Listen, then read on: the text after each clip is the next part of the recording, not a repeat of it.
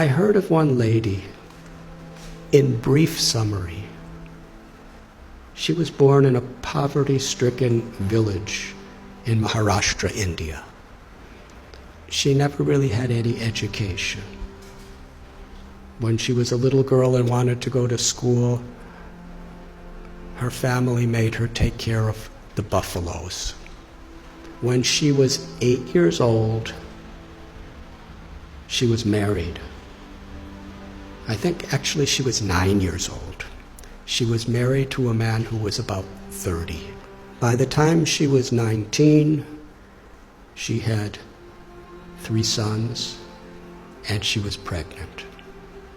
A mafia type of person who was exploiting the people of the village was especially forcing the women of the village to work really hard and paying them practically nothing. And everyone was afraid. But Sindhutai told the local collector, who was overseeing the police, and that person was stopped from what he was doing. But he was so angry. He went and told Sindhutai's husband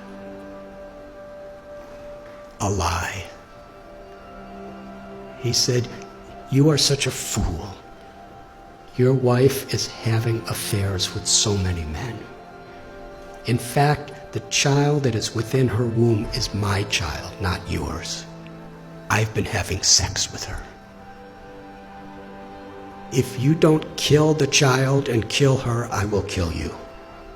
So the husband, the girl's 19 years old, he kicked her in the chest, not in the chest, in the stomach, repeatedly, to kill her and the child.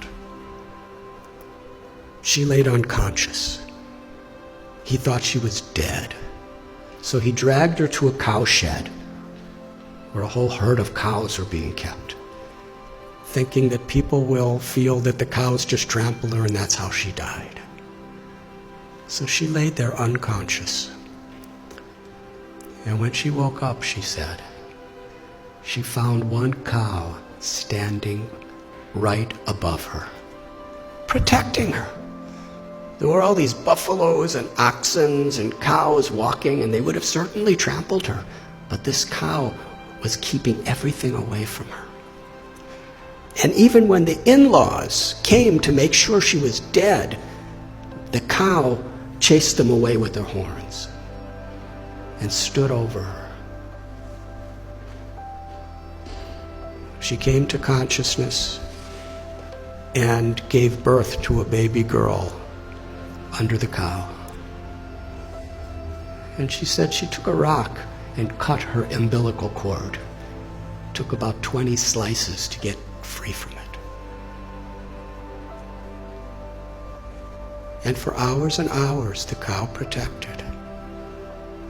And Sindhutai, when she got enough strength, she embraced the cow and promised, "As you protected me when I was in great need, I will protect others who are in need." It's a long story, but no one would have her back. Her own family rejected her, her biological family, because according to their tradition, once you're married, you could never come back home. A foolish tradition, as many are these days. In order to not be exploited, she was sleeping in a crematorium with her little baby child. And she would collect wheat that people would put around the dead bodies, and she'd mix it with water and cook it on the fires of the dead corpses. It became such a depressing life for her. She decided, I don't want my child to live like this. So she was going to commit suicide. She went to a railway track with her child in her arms and laid waiting for the train to crush them. But as she was laying there, she heard someone crying in anguish. So she got up and she found an old man who was crying out. He was crippled. He was very, very invalid. He was crying for some food and water, so she went and begged and got him food and water. And she was thinking that old man was the voice of God. She called Krishna. She said, was telling me that I had a higher purpose in life than to commit suicide. I have something to do, something to contribute to this world. But then later in the day, she was sitting in a field wondering, what am I going to do? I have nothing. I have no one. How can I help anyone? She was under a tree, and she saw that there was a branch of the tree that a woodsman with an axe had violently cut. The branch was just hanging by a single string. But that branch was giving her and her child shade. So she was thinking, this is the answer. However much I have been beaten down, still I could do something for others. So she started going and finding homeless, abandoned, orphan children. And she became their mother, taking care of them. Somehow or other, she learned how to sing really nice, and she begged with her singing, and she provided for them, and somehow or other kept them safe. And after some time, people saw what a difference she was making to so many people that they built an orphanage for her. Over the years, she said, she's had about 1,500 children, over 1,000 grandchildren. And she's made a tremendous difference in her life. All of her children have a great education. Many are doctors and lawyers and farmers, something she never had. She's won so many awards internationally for her accomplishments.